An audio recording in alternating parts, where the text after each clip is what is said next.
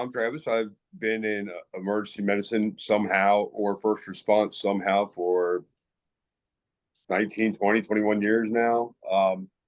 I started out as a civilian working with Joe, and then I joined the military. I was a firefighter for Air Force One. Did all kinds of things there. I was a 911 dispatcher, got out, firefighter medic, decided to go to nursing school, and now I started a pool business. So there we are. What's the name of your pool business, Travis? Baytide Pools and Exteriors. Baytide. How people get a hold of you, brother? 352 Pool Boy. 352 Pool Boy? Absolutely. Bought the rights to that name. That is a scary cabana boy.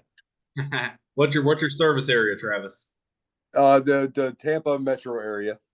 Tampa Metro? Okay. All right. Yeah, Tampa Metro, Hillsborough, Pasco counties. We also own 352 Pool Girl. Nice. We bought the rights to both of them. Somehow I got those. I thought that was pretty cool. Yeah, good pickup on that, man. Well, welcome, Travis. Nice to meet you, brother. Go ahead and roll on in. Yeah, my name's Joe. I've been in the medical field in one way or another since 2001. Started off as an EMT, went straight to medic school, was a firefighter. Travis was one of our junior firefighters, which, I failed. I failed at life with that one. But during my tenure there as the firefighter medic, ended up taking a contract, went to Antarctica as a medic, and met a flight nurse who made me question what I was doing with my life. And when I got back, I went to nursing school, graduated with my RN in 2011, officially got out of firefighting in 2014, and now have been in nursing since, that being my only thing. I was a psych ER, then I was ER, and now I am a house supervisor. Beautiful. Well, you said psych ER? That's where I recognize you from. Yeah, probably. Yeah. Well, thanks for your guys' years of service as firefighters, man. That's a thankless job. And they don't pay those guys near enough, just like they don't pay us near enough. But going to Antarctica, that had to be amazing. I'm Francis Mize. I started the group Travel Nurse, jobs 5,000 a week and up. We're rolling into a podcast, so I know Travis had told me I actually had Travis come and working for me. He's, like I said, he's great at what he does. He's got a great team. So if you're in his service area, definitely get a hold of him. But yeah, so we started the travel nurse jobs because, you'd spend hours and hours applying for these jobs only to find out that you would not have spent that time if you knew what the pay was up front. So part of what I started the travel nurse jobs was to make sure that these recruiters were posting the pay up front, the entire package, the location, all the information you would want to know before you spend hours and hours applying for something, instead of wasting your time. Because Lord knows that, as registered nurses, we don't have that kind of time. I actually got my RN in 2017 and my BSN in 2019. Still tossing the ball around whether I want to do anything else with that. But there's just a lot of things going on in nursing with these, companies pushing down pay and, saying they're hiring, but offering these like ridiculously low pay packages so that nobody will take them. And I feel like there's a better way to go about helping nursing profession, and to, being an advocate maybe is better than, working the floor at this point, especially, I'm 40 plus years old.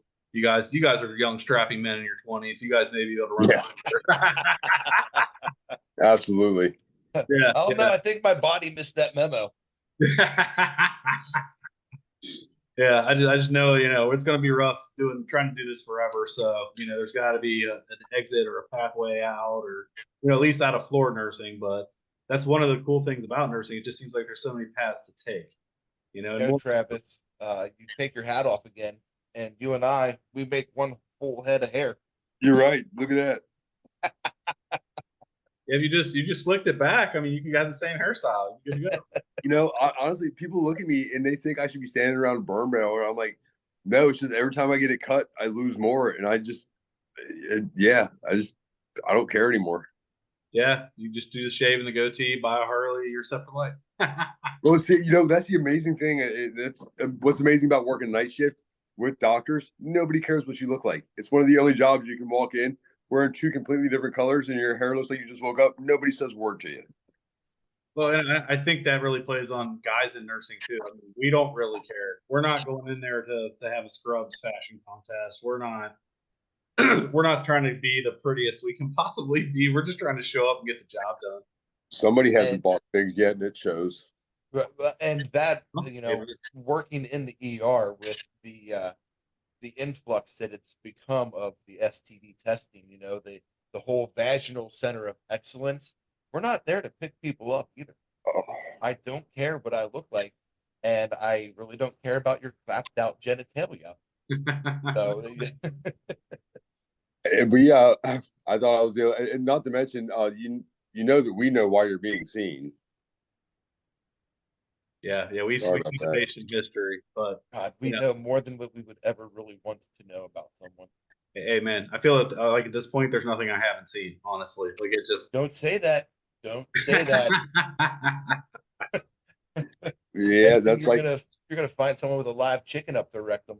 Hey, you know, like I've done ER, I've done ICU, I've done long-term care, I've done long-term acute care. I mean, you name it, oncology.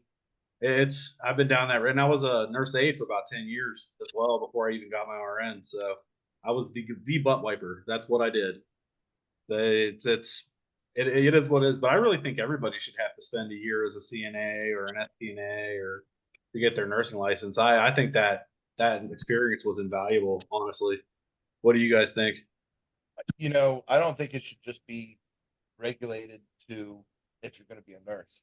I think everybody should either be required to spend a year as an STNA or a server in a restaurant, because there is a serious case of asshole for like the general public.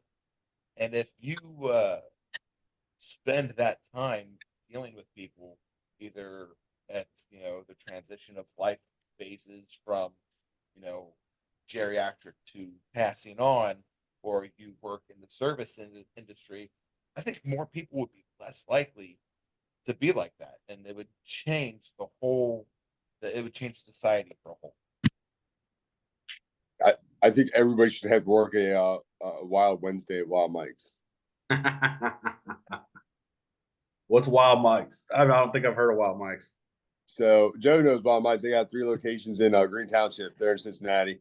Okay, all right. It's just a family-owned wing shop. It's like a small, what would you say, Joe? A small version of Buffalo Wild Wings. Yes, but some food is better, some food is greasier. It's about on par though with B-Dubs. Yeah, I worked there when I was 17. I'm 40, so sounds about right. Gotcha. Yeah, I started at Vonderhaar's in Reading. You guys know Vonderhaar's in Reading? Yeah. I don't. Joe does apparently. Yeah. Yep. Rode my bike there to work when I first started working, before and after football practice. Vonderhaar's. Oh man, the guy I used to work with at Good Sam, I think he actually used to work at Vonderhaar's. Steve Winus. Yeah, he's from Reading. I think he was a couple grades behind me. Actually, Yeah. I played football with him. He actually lives down in Florida by you now, Travis. Everybody, I see more people from Ohio living in Florida than when I come back to visit. It's a straight shot down 75, so you can't miss little snowbird. It's amazing. It's amazing. I mean, it's what is it? It's 73 out, 72 right now. I'm a little chilly. What's temperature outside right now where you're at, Jeff? It's going to be 42 degrees and snowing later, so I'm sitting in my chair, and I'm not going to lie, I'm covered up with my Woobie. Because I like to wear shorts, but yet I hate to wear clothes because it's too cold. So I'm just going to wear a blanket. I completely understand. I mean, the weather here is horrible. I can barely. I mean, it's just I'm worried about frostbite, honestly. Yeah, to be honest. We get into the 50s and 60s, and we're wearing like bubble coats now. Like it's rough. Like it's. I moved down here and I asked my daughter, who Joe, I can't believe it. My oldest is gonna be 18, but I asked her, I'm like, what's up with everybody wearing hoodies? It's the middle of July. 2 weeks later, I get it. I wear hoodies, especially if you work at a hospital where they keep it at 34 degrees. Yeah. that you live in hoodies. It blows my mind. You know, how I love how your body, and Fred, you probably noticed this, how your body changes so much. How up in Ohio you can go outside and check the mail with no shirt on, it'd be snowing and you're fine. But down here, like you said, it hits 60, 65, and it's almost like you're having seizures. It's not the temperature, I don't think, it's the change in temperature. So going from like 80 to 50, that's, a 40-degree temperature swing. Yeah. That's the same as it going from 0 to 40 outside. 40 feels, if you were at 0 and you get to 40, that's shorts weather at 40 degrees because True. it's such a swing. Humidity plays a huge part in a lot of that. It's like the more humid it is, it can get that chill. But also, it's like, when you go out west, it's like, oh, it's 100 degrees in the shade, or it's a dry heat. No, so's the oven, but I don't see it climbing in that. Yeah, he is heat. That's like when doctors say, or when the dentist says it's just pressure. No, too much pressure is pain. Sorry. I don't care who you are. But Joe, if I'm not mistaken, there's pictures of you laying out in shorts in Antarctica. I think I saw. Yeah, there is. Swim trunks. You guys had a swim day. Yeah, and I have tried to find it and remove it, and somewhere is a video of me doing the polar plunge in my birthday suit, which I am not proud of, but it is what it is. In your 20s, you do dumb stuff, and you're right on the cusp too. Yeah, it's come back to bite me. It's the little things, no pun intended. All of us, yeah, all of us are right at that. Really age. cold in Antarctica. I mean, yeah. Right. The water was cold. Right. We're all right at that age where we're right on the cusp of there being able to be video evidence of stuff that happened in school. Like, right before us, that people that are born in the mid 70s, early 70s, there's no video evidence. You can do whatever you want in school. It's just all a rumor. See, I didn't really do stupid stuff. Like I didn't start doing stupid stuff until the firehouse. I'm sorry, that must have been autocorrect. Said you went polar plunging naked in Antarctica. Yeah, that was after school. Fair. So, yeah. I was a good kid until I got into the fire department. Were you there the night that we were playing with a glove full of halon? No, but were you there the night we were playing with the tennis ball full of match heads? No, but I believe you were part of the ones that you were there when we rappelled off the roof and somebody fell. We were on the ladder in the middle stall and we had it tied up in the rafters. Yep. Oh man. So in a previous life, I was a cable guy that was climbing those telephone poles and trees out there in the ice and snow up in Cincinnati. I saw a guy that was supposed to gaff into the pole and he didn't. He gaffed out. Gaff's basically a spike that you wear, like you strap it on your boot to go up and down poles when it's icy. He gaffed out, hugged the pole all the way down, splinters all the way up the center of the guy. Oh. Yeah. He was not a happy camper. Once. Not a happy camper for a couple weeks. Yeah. You only learned that mistake once. Yeah. Yeah. I'd rather just fall off the pole straight up and hit the ground. Honestly. Absolutely. Yeah. 100%. Then barely. Yeah. So I feel you're going out to Mount Adams and laying your ladder on an icy pole and it's literally level because Mount Adams is a cliff. Yeah. Yeah. So I didn't do the firefighting, but I definitely did that crazy stuff. And yeah, I'll take nursing over that as well. Especially when it comes to just the pay for what you do. It's crazy. 100%. Here's the funny thing. I am terrified of heights. And inevitably, I was always the one on the ladder. Yeah, and those ladders go hundreds of. What's the highest ladder you've been on? What was it? 110? Yeah. 110. Yeah. See, ours was like maxed out at 20 feet. So that's standard pole. Jody, were you there? Do you remember the Stormy Cafe fire in January of I want to say it was 2001? I was there. So was I. I froze to the bottom, like to the street, because the 2.5-inch line I was sitting on was leaking. I was 90 feet up, frozen to the orange tip of Quint 16. Yep. That's the only fire I've actually ever been hurt in. The 30-foot banger, the poles froze in place.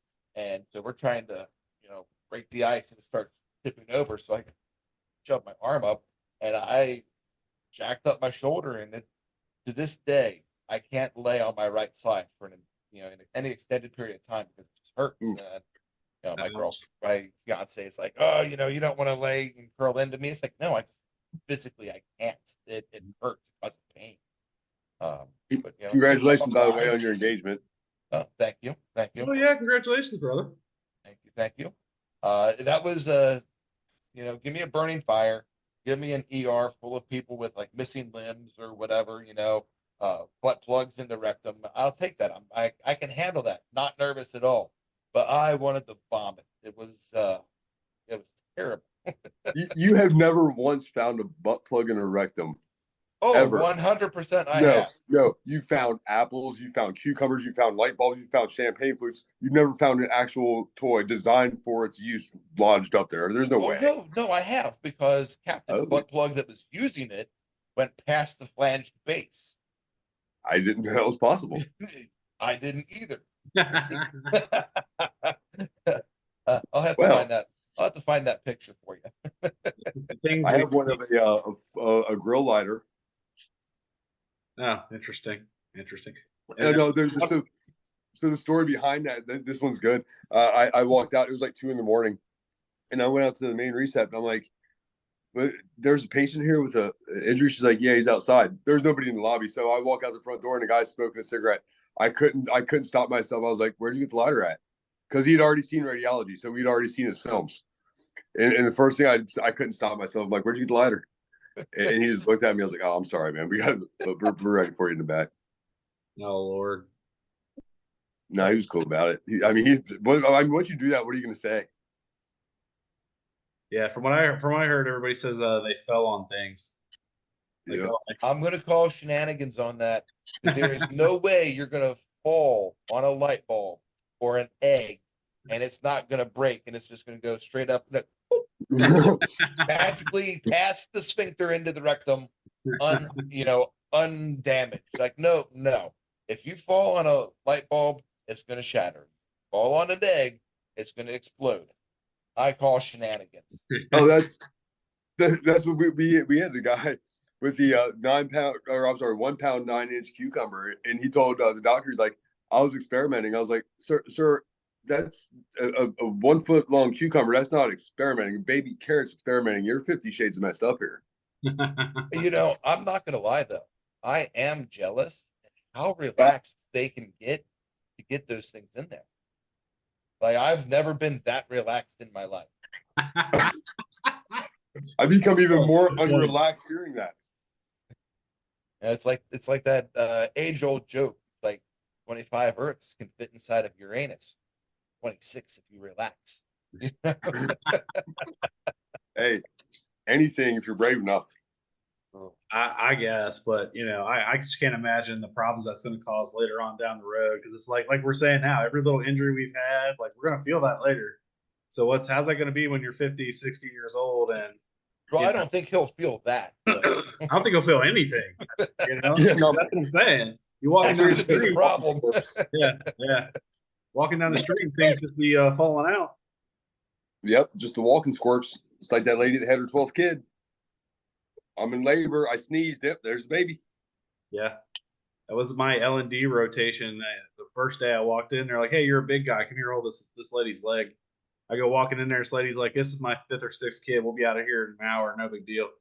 And literally, her husband had the other leg, and I had, the one leg. And she was right. Within an hour, everything was done. She had the baby. She was rocking and rolling. It was like she coughed, and that was the end of that. Nice.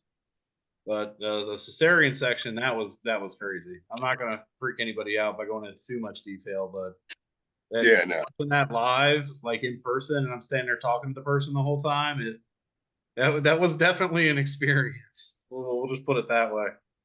I don't know. You guys seen anything like that? Go ahead, Joe. So I one of my previous house supervisor positions required me to assist in any emergency C-sections.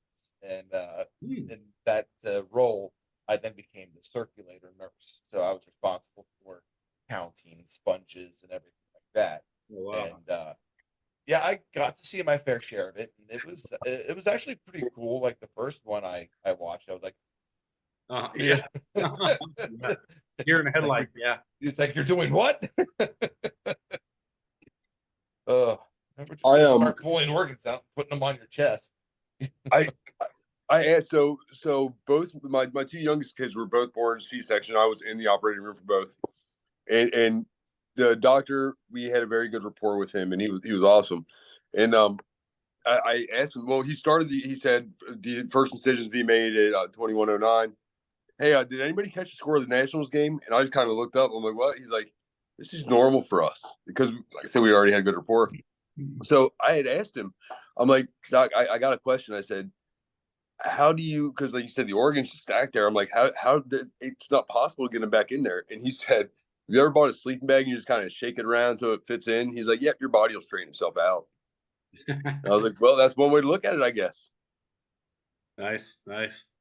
Yeah, what do you guys think about men going into L&D, labor delivery? Like I always heard it was really hard for us to get in. I hear it's not as bad now as it used to be, but So my experience right out of nursing school was I applied for dozens of jobs in the hospital. A lot of them were ER jobs, and I was denied all of them.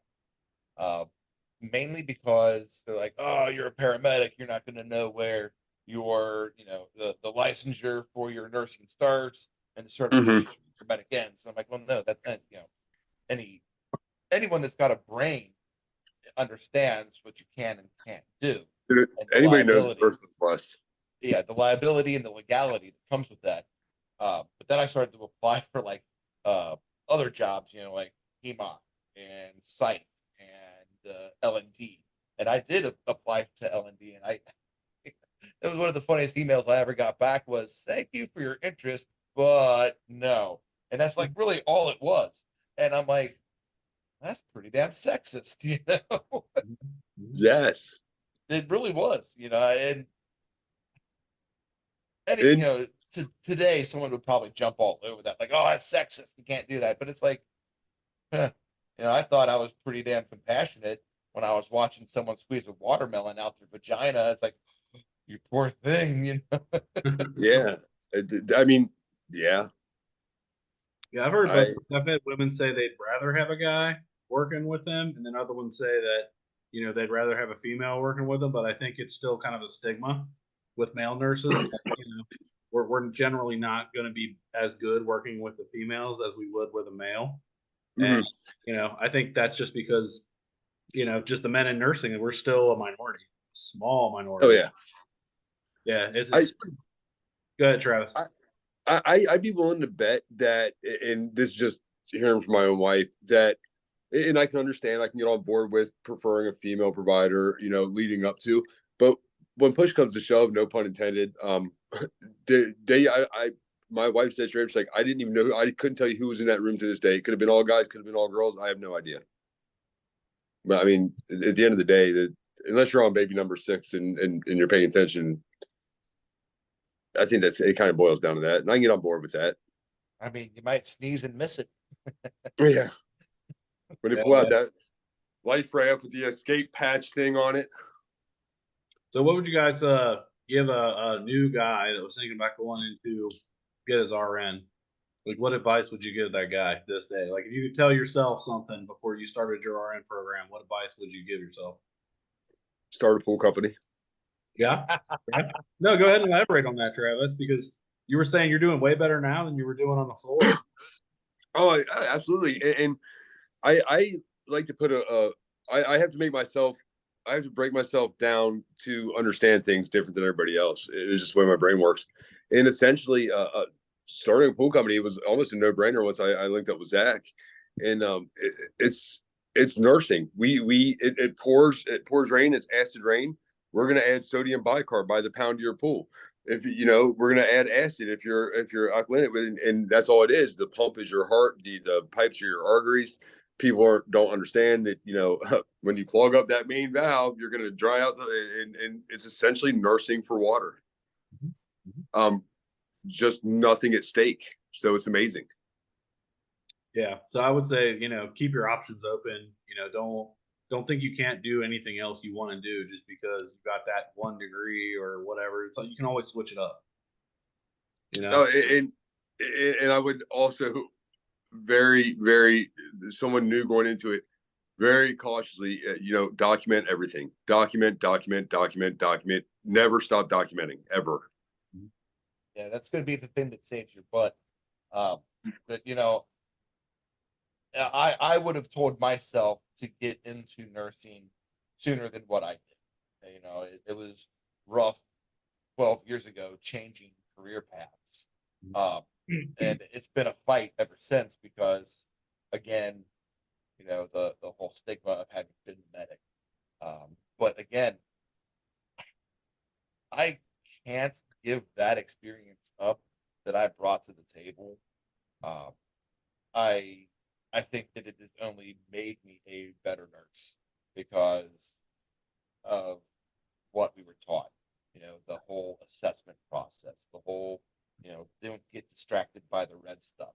Like what other insidious things are there going on that you're going to get distracted by with, whatever. But I think it truly has become something that I'm torn.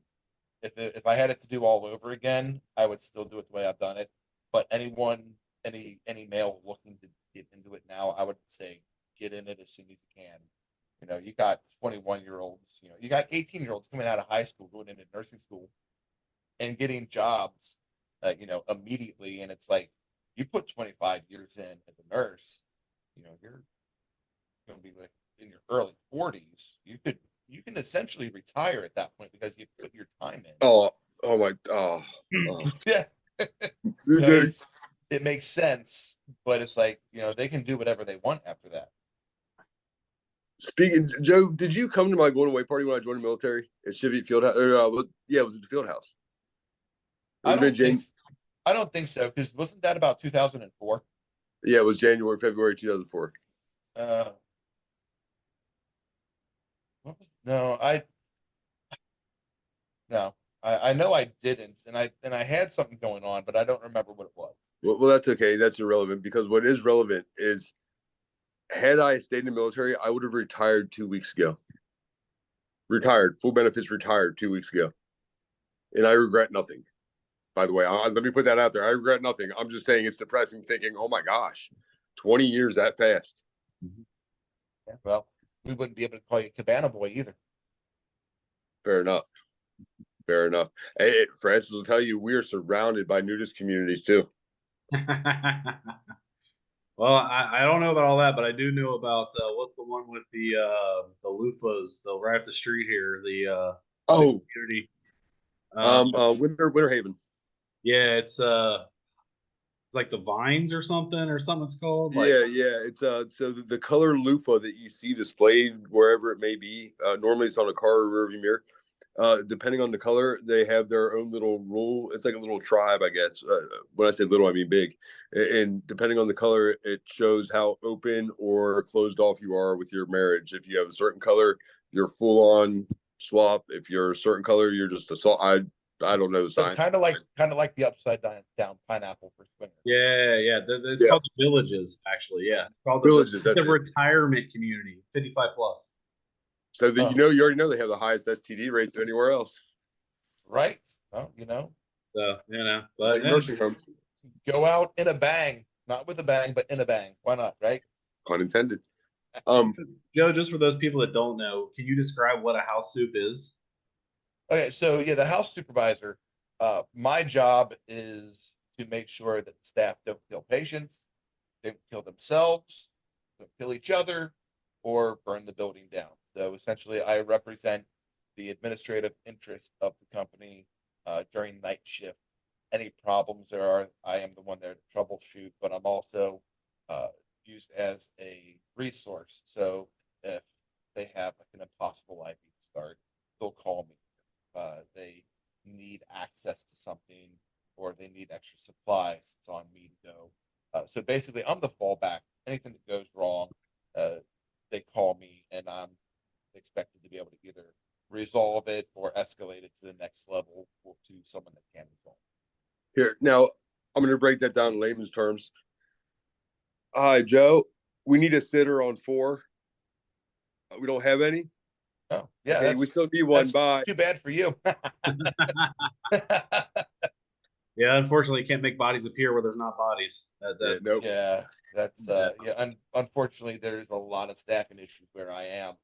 And they're like, well, we need someone. It's like, I can't just magically poop one out for you.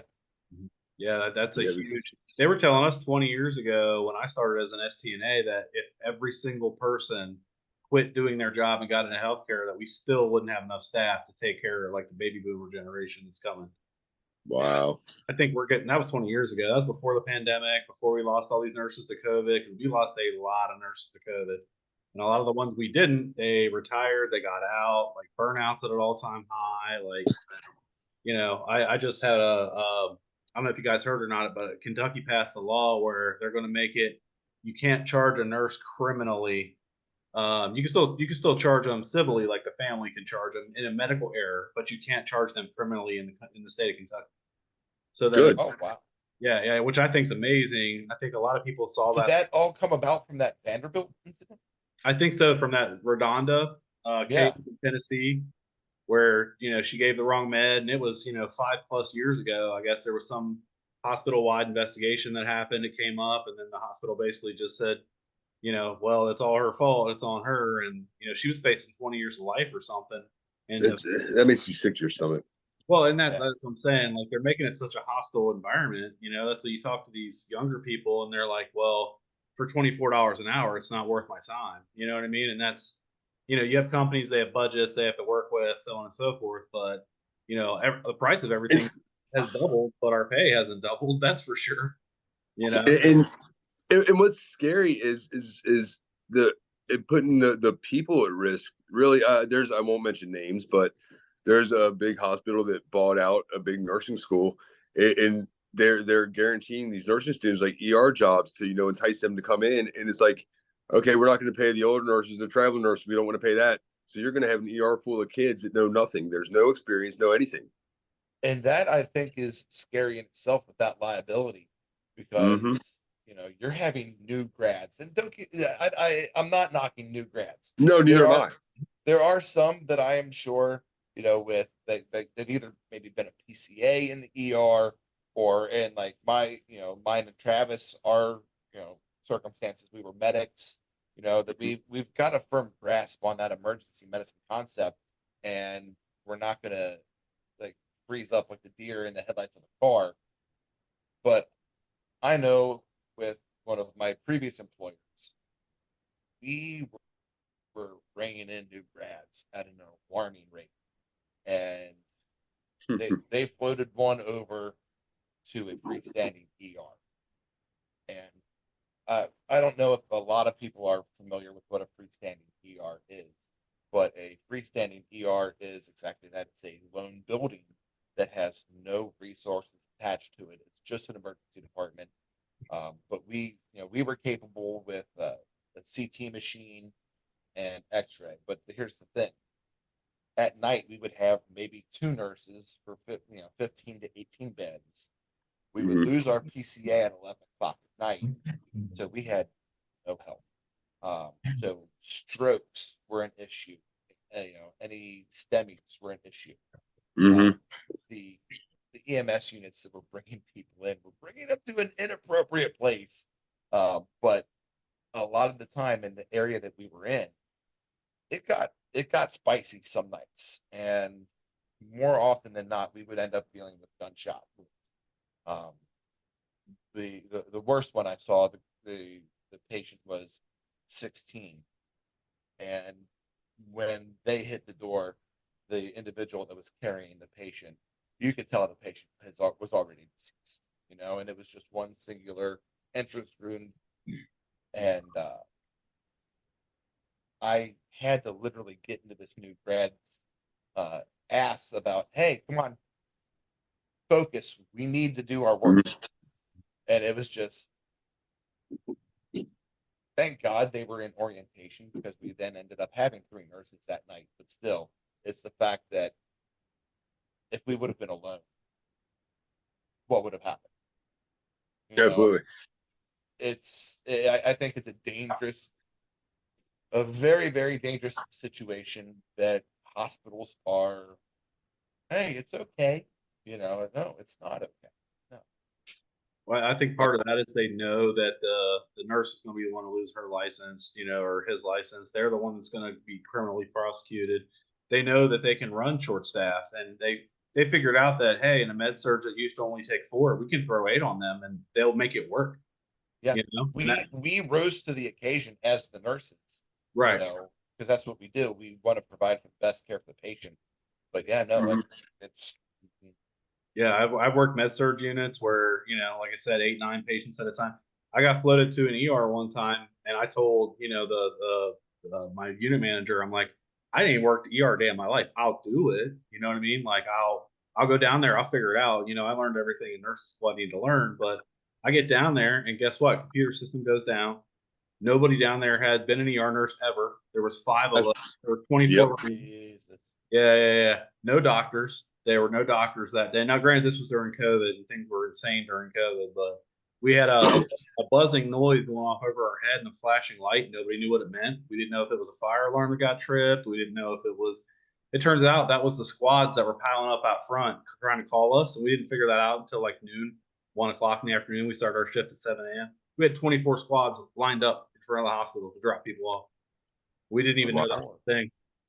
Yeah, so I mean, and to think that these facilities and stuff, they're not getting in any kind of trouble for this stuff. Unfortunately, it all comes down to the end nurse. You make a mistake with your patient, you're the one facing 20 years in prison. The company might have to cash out an insurance policy and pay for a wrongful death lawsuit.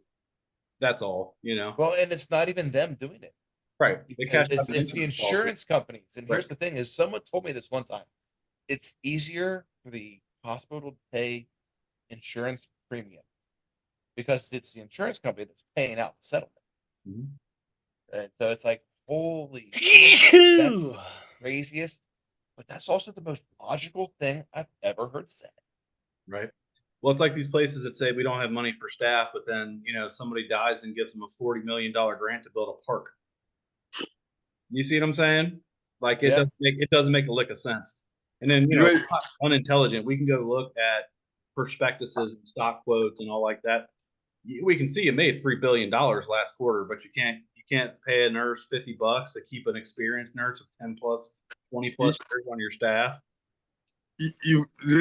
This one blows my mind. We were short staffed, so the ER was at it was we had roughly 45 beds, including 6 psych in a lockdown unit, but 46 beds. We only operated probably 16 beds plus 6 beds in intake, and we were extremely short staffed one night. We had a nurse that was new to the ER, and she was being trained by a guy who was he was 23, so that tells you how long she's been a nurse.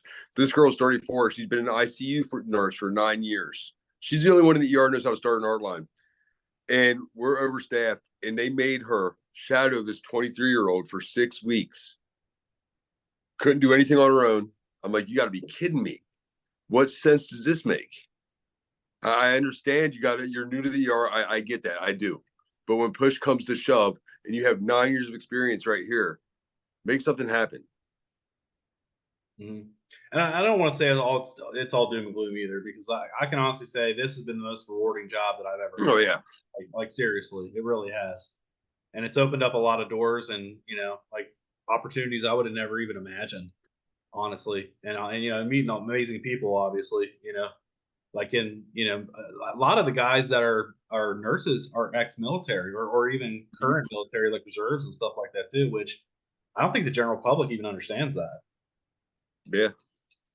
We are all our own special breed. And like you said, a lot of the male nurses that I know are, prior military or current military or prior, fire EMS. So we're all kind of cut from that same cloth. And it's so this kind of makes me want to circle around to a question. So we were talking about disadvantages of being a male in nursing. And this is something I've always kind of thought about. And I got to be really careful how I word this because I don't mean it in a bad way in any way, shape, or form. I'm not saying I want to see somebody go in there and get their ass beat in any way, shape, or form. But I can't be the only one that gets annoyed saying, oh, there's two of you guys. Like, yep, you guys are in psych. You guys are in psych. You guys are in psych. And just night after, it's like, and I don't wish anybody to get hurt. I don't, but it just gets old. I'm just venting. Yeah, no, I volunteered to take the biggest, most violent patients because I Oh don't yeah, want absolutely. these little 80-pound girls, you know, dealing with a 400-pound rage monster dude. And that's why I said I have to be careful how I work. I don't want to see that. It just Yeah. it gets old. Kind of like how I'm sure for a female nurse, it gets old always being the one to do the female Foleys because they prefer a female. You know, and just the nature of being that gender. And that's why I didn't mean it. I don't mean it in any ill way. So that's why I said that. But yeah, absolutely, I agree. I was very fortunate when I was working, you know, ER psych. I'm 6'5" and 300 pounds, you know, so, but I always like to just slouch down in my chair and I'd always like shove as much of my body under the desk as I could. So inevitably someone would come up and they would, you know, stir up and start pounding on the fishbowl and everything. And I'd push my seat out and I'd stand up and they would be like, oh yeah, friends, you don't understand. Joe's like 7'4", and he's a big dude. I've gotten big. I've definitely filled out. You know, I knew. but like I was, you know, when I started the fire department, I was like 250.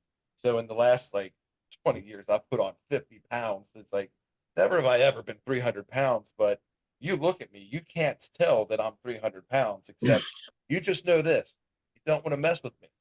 And I do feel bad. I had to help hold someone down one day to restrain someone, and so I just lay all the way across the patient's legs, and the patient's like, "Ah, you're breaking my effing legs!" And after it was all said and done, I'm like, I damn well could break someone's leg. Yeah, that's an issue we run into as males too. Like we have to be really careful with with patients because you know a little girl in there, you know, happens to push somebody's arm the wrong way. It's going to give resistance to her, where it's not going to give resistance to us. And we have to actually just realize that. Because Joe, I'm also 6'5" and 300 pounds. So all right, so you get it, you get it, yeah. But I she get had previously launched the other nurse that was laying on her legs across the room. So it's like, all right, it's a FAFO moment. Mm-hmm. I've worked a lock psych unit before where, you know, these two guys with Alzheimer's would always go at it. They didn't weigh 80 pounds, you know, but they'd be at their walkers and they'd be trying to swing on each other. And I'd literally have to go stand in between them, kind of just put my hands on their foreheads like they're children and hold them apart, you know. All I can picture is the guy from Family Guy with his walker. Herbert the pervert. You're not far off, but two of them, they're trying to fist fight each other. I was saying you should have attached pool noodles to them and then let them go at it. Hold on. Do we have an over/under on this? Right. Yeah, exactly. I mean, for the record, like I've never gambled on patients.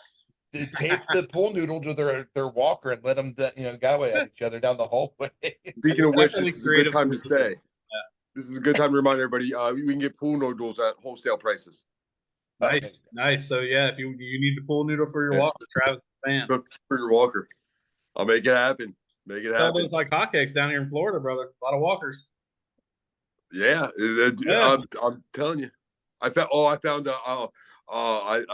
a new client, and she told me I went and gave her an estimate, Francis, and she lives in very very exclusive neighborhood, and she's like, yeah, I got rid of my pool company after 25 years. I said, did they quit? She's like, no. I said, were they doing something wrong? So I can avoid that? She's like, no, not at all.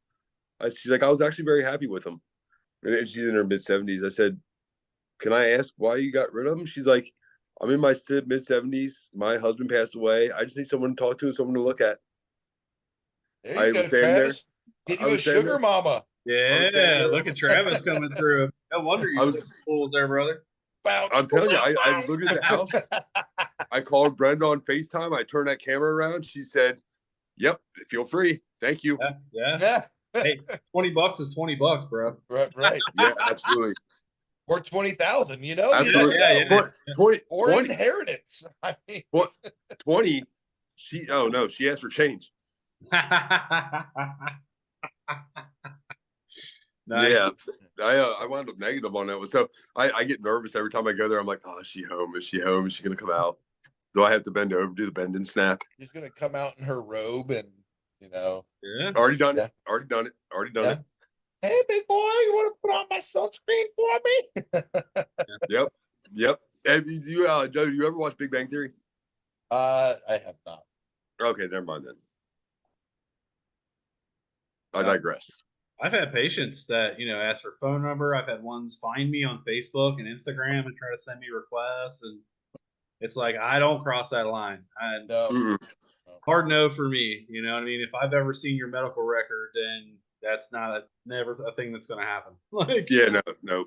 yeah. I'm not playing with that fire. I've known people that have, and that's not a risk I'm willing to take. But No. I Not at know. all. I know a nurse that recently got fired for doing something like that. I think it's different for guys and girls too, because I've had, funny enough, I posted that comment in the group one time and said, what do you guys think about dating patients? And all these women were like, my husband was my patient in the 70s. We've been married 30 years and da da da. And, but then I think it's different for guys than it is for the girls. No.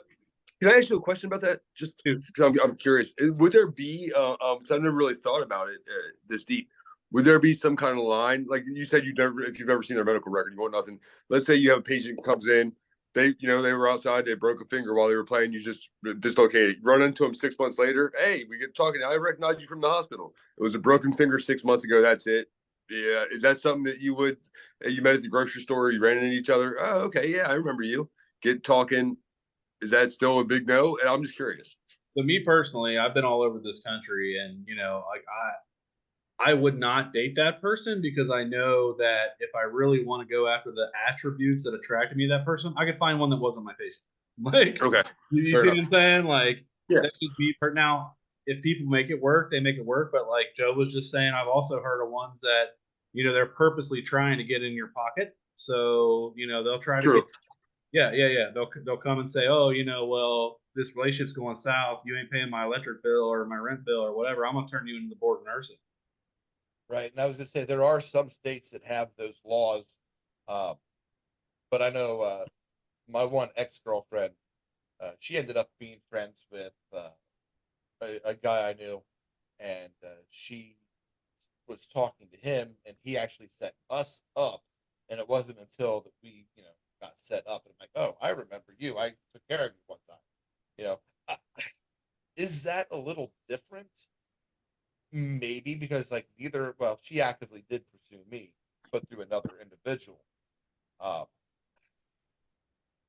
Would I do that again? Would I have actually met her or met up with her had I known that? Absolutely not. But they're exes for reasons. Right. So, Like I said, from the comments from the group, people were saying, "Oh, we've been married 30 years, we got grandkids, this and that." So hey, if you make it work and it worked for you, cool. But I've just heard too many instances of that going completely sideways. And it's kind of like you said with the pool thing, Travis. When we were cable guys, we would have the same thing. You show up, bored housewife, wanting to, spice things up for her life because all she does is sit at home. She wants some free cable. absolutely.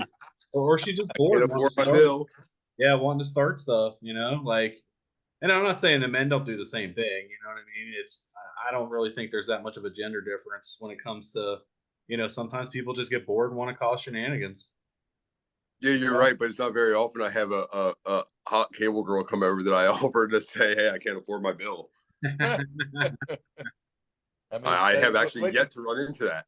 When you break it down, I mean, we legitimately are mammals, and that strong drive, like, what is it? Humans and dolphins are some of the only few mammals that have sex just to have sex for fun. Look up the Bano or whatever they're called. I'll send you a link later, but you have to look this up. Oh, it's crazy. They're banned at some zoos because of their sexual nature. Or something. Yeah. But also, dolphins are a whole nother level that they They just mess Yeah. with pufferfish just to get high. Now you said patients. We're not counting like security guards, right? Well, like I Or said, if it's coworkers. somebody, right? If it's coworker, that's a whole different ball game. Have you guys ever dated somebody at work that you was a coworker? Okay. I was at- It has happened. I was Date, at for a I friend. wouldn't say date, but that's why I have a kid. Yeah, well, we're saying dated. I mean, we're trying to be Let's just- family friendly ish. The best mistake I ever made. You know? Yep. I, Yeah, I love my daughter. Don't get me wrong, but she's Right. no, 100%. Yeah, I think I saw a Everybody gets. statistic one time where they said like 80 or 90% of marriages are a result of people dating at the workplace. But you're dating coworkers, it's like you're not dating the patients. It's not to say it can happen, but like I worked with my fiance 8 years ago when I was a traveling. there you go. There you go. But it wasn't until 2 years ago that we really started talking, and Mhm. we went out on a date. Yeah. Yeah. It's a thing. I met my wife at work. Yeah. Yeah. That poor woman. I know.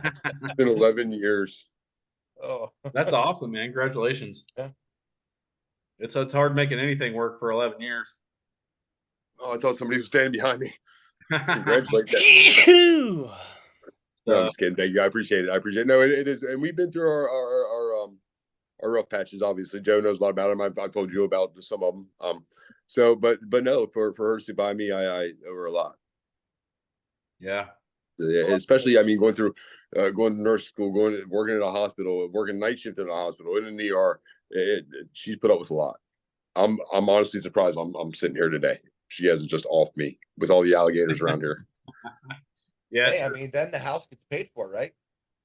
Yeah, absolutely. And I can see it. I can see it now. She's already got it planned out. It's just a trail of like Bud Light cans going to the lake. And she told me that. She's like, that's all I'm gonna do. That's how we're gonna end it. I said, all right, cool. Good old man trap. That's 100% right. 100% right. I looked at her the other day. I opened the fridge and said, this bottle of wine's been in here half gone for a month now. She said, yeah. I said, what is wrong with you? And I thought about it. I'm like, wait, babe, no, that's normal. Yeah. Well, guys, I think this went pretty well. I think we got some good tips and stuff in. I think, it's going to be positive things for people to listen to, especially men that are thinking about going into nursing or guys that were EMS. Like, it honestly makes no sense to me why it would be a detriment to bring an EMS on as an RN, because the EMS guys are they're out there, they're in the thick of things. Because they get so much more leeway in the field. You don't have a doctor standing over you, so you can push anything you need to without really consult. And being a nurse in the hospital, you have to ask permission for O2 just because of the legality of the doctor being there. You can't you intubate in the field like crazy. Joe, am I pretty much on track with that? Yeah, it's a lot of the hostility stems from, like, Travis is exactly saying, medics have autonomy. A plus B equals C. All right, well, let's do that. But how you get to the solution of C as a medic doesn't matter, as long as you're treating, like literally, it's just regurgitation of what you learn. Like a car accident, you got right-sided shoulder pain. You have a splenic laceration. Because that referred to pain. It's just all that stuff. Substernal chest pain that radiates straight through between the shoulder blades. Are you having a dissection? It's all that kind of stuff. But whereas with the nurse, it's like, oh, I'm going to vomit. Hey, can I get some Zofran? No, you don't have to do that. It's the autonomy that really burns the tail end of the nurses. And I mean, I feel comfortable saying that because now I have seen both ends. But I'll admit, though, getting some of these EMS guys involved in nursing this day and age, it scares me because I don't see them do squat anymore. We had one of our EMS units brought in a 60-year-old abdominal pain. Travis, what is one of the things they taught you as a medic with females with abdominal pain? Yeast infections? You let me down. No, but that women present differently with cardiac issues. Oh yeah. Yeah, I abdominal wasn't- pain Yeah, abdominal pain being huge. Well, they're like, oh, she probably just had some bad food. No, she was a STEMI. They didn't do an Yeah, yeah. EKG. They didn't do an IV. And it's like, what kind of clown circus are you guys working for? Yeah, because women are more prominent for back pain too with chest pain. Yep. So yeah, I remember. Yeah, the abdominal pain. I didn't know that one as much. Yep. Then again, I Then, haven't. then the other favorite one, this lady was vaginal bleeding and she was having abdominal pain. And, they brought this girl in and they're like, oh, she was vaginally bleeding and abdominal pain, but it's not vaginally related. Hmm. Wait, she's vaginally bleeding, but it's not vaginally related. Uh. I have some questions. uh, so I'm surprised I actually didn't get fired that day because the other guy that I was working with, he had been a medic and retired. It wasn't Miami-Dade, but it was somewhere around there. But he had retired after 25 years, and just Jeff and I just lit into this crew, and yeah, they went back to their battalion chief, and they hurt my feels, blah blah blah. But Mhm. like, no, we were absolutely right. We called up another unit, got the girl over to the main campus where she was, ended up having to have emergency surgery. Mm. So Mm-mm. yeah, it's like you guys are a bunch of idiots. You brought it to the wrong thing. Ugh. Oh, I can't even say it being in Tampa because I get what you're saying. Because if I said anything about this, it would be too easy to just Google it. But yes, we've been caught off guard. I couldn't even begin to explain it. It was one of those nights where you're sitting there and you finally get a chance to eat at 3 a.m. and you hear it over the radio and you're like, "Yep, sounds about right." Here we go. Yep. Well, and We're not at all a trauma center. No, I don't know why they're bringing us this. No, we don't even have packed red blood cells. Here we go. yeah, and I think a lot of that comes down to I've heard these guys saying working these squads, they're making like 12 or 15 bucks an hour. Yeah. I mean, They do get squat. you make more working at McDonald's. Like freaking Bucky's gas station is starting at $28 an hour. Like, so No, what kind of go to a Bucky's, man. Have you seen what those Bucky's employees make? right? That's what I'm saying. So, like, what kind of training are these kids getting now when they come in, or like, what is the company really even worth putting anything into them? Because it seems like they're just churning and burning people anymore. I think a Bucky's general manager can make like 120,000 a year. I actually Is that the one where they're mean to you? What's that? Is that the one where they're mean to you? No, Bucky's the gas Buc-ee's is station. amazing, dude. Okay. I'm thinking of Dickies. Never mind. Yeah. No, I heard Walmart store managers can make 400 grand a year. Oh, yeah, I've heard the same thing. Yeah. I mean, it makes sense because they're not paying cashiers. Right, because it's all automated now. It's funny because now I see the cashiers, they're not working the cashier register. They're taking stuff out to people's cars for the drive up deliveries. Mm-hmm. That's where they all went. They didn't fire them. They're still there. They just shifted them over from working the registers to taking stuff out to people's cars now. And it's like, that's kind of, why pay them to do that when you could have them in there, bringing people up. But obviously it's about that stock price, about that making money. And, it's the same thing in healthcare. These companies that are out there are more concerned with the stock going up a quarter point so that the CEO and the C-suite gets their bonus than people having to sit in the ER for 12 plus hours. I seen an article where a lady came in and said, I am having a heart attack. I have had 3 heart attacks in my life, and I know what that feels like. They looked her up, looked her down, took her pulse, took her vitals, and said, nah, you're fine. We're going to send you out. Pulse and vitals? Right. Yeah. Just that, they just, basically took her pulse, listened to her heart, and said, nah, you're good. She said, no. I've had 3 of these. I know what's going to happen to me. And they said, no, there's not. There's no evidence of this. You're not sweaty. You're not, having pain. She said, no, but I know it's coming. I know it's coming. They end up arguing with the lady so much they called the cops to have her removed from the ER. She had a heart attack and died in the squad car as soon as they got her outside. That's a shame. It's disgusting. It's disgusting. That's one of those moments that I hope they were wearing their brown pants because that happened. Mm-hmm. Yeah. And I mean, it's stuff like that. You got these people, you got a 40 bed ER and you got 2 RNs. You know what I mean? Yep. For the shift and 1 aide, and then you don't have any beds on the med surg floor. You don't have any beds in ICU. You got people out in the hallways that you're trying to take care of. Like it We do initial sepsis treatment in the main lobby. yeah. I mean, it's not uncommon. It's particular people, especially at shift change. All right, let's clear out intake, and you walk out and you put your head down in shame when you're walking past 4 people lined up with their IV poles sitting in the lobby. Like, I'm embarrassed to even be here. I mean, you got to do what you got to do, unfortunately, and like I get it. we've become a product of our own creation. You're right. But you also can't let them sit out there and not get treated for sepsis.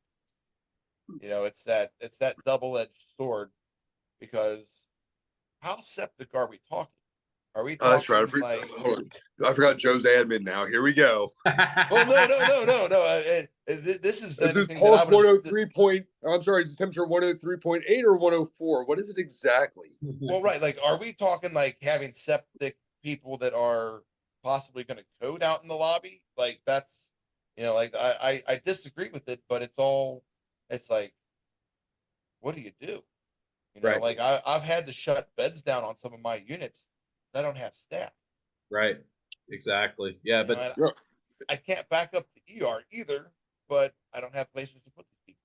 So I will be clear in saying that I seen our house soup at work, and I don't know how he does it, honestly. And you guys are worth your weight in gold. And I will say that is nothing against the hospital. That's nothing against any particular hospital. That's just, like you said, a product that's nationwide. And I'm sure there's not a nurse in the country that's not ashamed when they're walking past or coming back at 7 p.m. and having the same patient that you had at 7 a.m. when you were leaving shift. It's embarrassing. Yeah, I think it's a corporate thing. Like, 100%. I noticed 15, 20 years ago that, working for the cable company, they started changing CEOs every couple of months, and it was some name I could never pronounce. And you know what I mean? If this guy's in here, now he's out. And this guy, they're like around for a quarter, they get their bonus and they bounce. You know what I mean? And that's just corporate America today. Like, cut everything down to the bone. But with healthcare, that's not the way it should be run. I don't. Mm-mm. You know what I mean?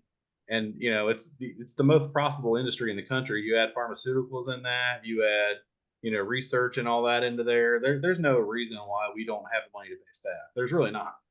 You know what I mean? It's kind of a shame that things are starting to change. Things are starting to turn around, and it's going to take some work to get it there. But I'm actually hopeful because I see these kids coming out, man, and like I said, they're smart. They figured out these smartphones and stuff. I still ain't got that figured out. This phone probably does 5,000 things I'll never even use it to do, and the AI and all this crazy stuff. You guys seen that Moxie robot? I have. What's that? Do I got to worry now? Yeah, it's an AI robot that if somebody tells it to go get them a water or whatever, it can actually look up their chart and with AI to see if they're allowed to have that water and go get it for them and bring it back. And does the same thing with like turkey sandwiches and little stuff. It's basically like kind of like an aid, but they said that the only issues with it is the mapping. It tends to run into walls. It tends to shut down. People don't charge it when it's supposed to be charged. But I mean, just imagine in 10 years what that's going to turn into. I mean, look at the first iPhone versus an iPhone now or an iPod from. And here's the crazy thing is, we have all these like Roomba robots that they can map. So why aren't they using it on that? Like just you let it roam loose for a little bit. It learns everything, but which, by the way, I love my Roomba. I am not gonna lie. Yeah. And if you click to look below, you can also have one. Right. Yeah, exactly. We're not plugging that, but just saying. But Roomba, if you want to sponsor, I'm all in. Right, yeah. If Roomba wants to sponsor the podcast, we are definitely down. Definitely work that. Click in the link below. But, yeah, right. Right. But no, I think it's been great, guys. I think it's great information. I think that, people, this will definitely help people, especially guys thinking about going into nursing and, kind of that whole realm of that type of stuff. And, if you are military, if you are squad, I tell everybody, like, we need you. We're dying. We need staff. We need bodies, And so if you even have the slightest inkling of doing it, do it. You know what I mean? And telehealth's taking off, remote care is taking off. Like there's so much different stuff that's coming. Like the wave of what's coming is going to be amazing with the AI and everything else. But we can go into that in another podcast. We're about an hour in, so Yeah, I got in a fight with ChatGPT yesterday. yeah, that's amazing. Just playing with that and what it can do. You know, so imagine a few years from now what it'll be able to do. And Oh, you yeah. can ask it to write a schedule and it'll do it. Set all the parameters out. Mhm. But yeah, no, I think an hour, 45 minutes to an hour is good because I think people start losing interest after that. Yeah, but keep in mind that if it's going real good, if it's going great like that, you can always hit end recording and break it up into 2 episodes. Yeah, you can go it that way. But if you start running real long, it's kind of hard to make that smooth transition. It's good to like No, of course. yeah, put Of a course. stop because I've had to do that before where people said, "Oh, well, edit this out," and then I have to edit it out in the middle and kind of make it line back up so it runs smooth again. Because you don't want to be like it's like watching a TV show and all of a sudden it cuts to a completely different part of the TV show, and you're like, "The hell was that?" Like, Like so, when the voices are off by a second. Oh my God. Remember, Travis, we don't want to cause more work for editing. yeah, editing sucks a lot. Trust me. Oh, I got to take that off my list of asking for favors from people. It's horrible. Like I really, really, really hate editing, but that's why I try to like make it run as smooth as possible, run straight through, not play with too much. Because going back later, it's a super pain. You'll find out if you have to start playing with it, but I have to with what I got into. Everything's about the TikToks and the YouTubes and all that stuff. So I gotta learn. But honestly, I think I'm gonna pay my teenage daughter to do it. yeah, and I don't blame you there either. You can actually make really good videos on TikTok. I've seen people do it. There's these kids Oh, that they can put this stuff out. That's what I'm saying. Like they're so smart when it comes to technology and stuff like that. So that's really going to be the wave of the future. I really think. Like Oh, making of course. everything easier, better, faster. So on and so more cost efficient. Blah blah blah blah. But you're never going to be able to replace the hands that are there. And like a nurse's intuition, like the lady coming in saying, if it was my patient and I got a patient saying I'm going to have a heart attack over and over again, they're not a psych patient, but I don't see anything wrong with them. I'm still going to freaking call a code. I'm still going to do whatever because I'd rather be wrong and look stupid than somebody die. 10,000%. In that, Yeah. I'm gonna make a note right here because I got to tell you a story about that because that's actually a funny story next time about that. But I learned very quick that it turns out nurses aren't allowed to call STEMI alerts. So That's interesting. that's a whole other story for I would another love time. to hear that story. Yeah, at least call rapid. No, don't worry. It was day number 1. Yeah. It was a miscommunication. We'll leave it at that. We'll get into that next time. But I think this Yeah, was I wrote down. It was great to meet you guys. I think Great. yeah, we'll be doing this some more and rocking it out. So you guys have a good night. Thanks for your time, and we'll see you next time. Okay. Yep. Absolutely. Next later. time I'll be inside, so I'll be ready to go. All right. Night, All guys. right. See you guys. All right, night.